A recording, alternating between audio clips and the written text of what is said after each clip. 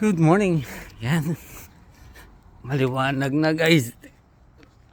Maliwanag na. 6:25, 10 minutes na tayo naglalakad.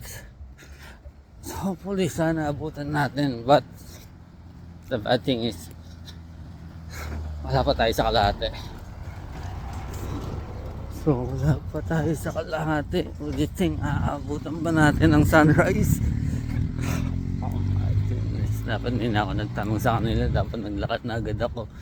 Nasayang ang 10 minutes ko sa kanila or 12 minutes.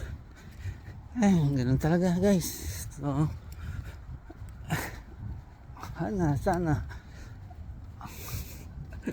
comment nyo nga kung aabutan ko or hindi ang sunrise, kasi maliwanag na, lumiliwanag na. And wala pa tayo, 6:44 ang sunrise guys, 6:44.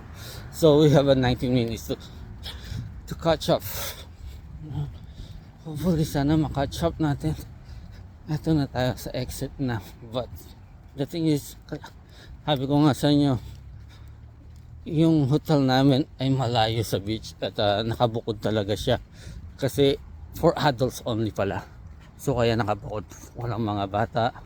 So for adults only. Yun, kaya kabukod sila ang ang hotel. So yun ang disadvantage pagka sa mga for adults only, talagang kabukod. So may bike dito para yung card ko, sayang, pwede i-rent sana. Ayun na, ito na tayo sa exit.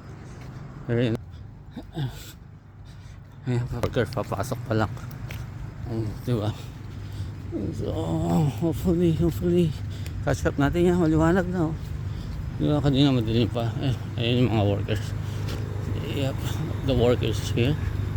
Yeah. Excuse me. Yeah, they're the workers. Seniors. Excuse. Okay. Okay. Here we go.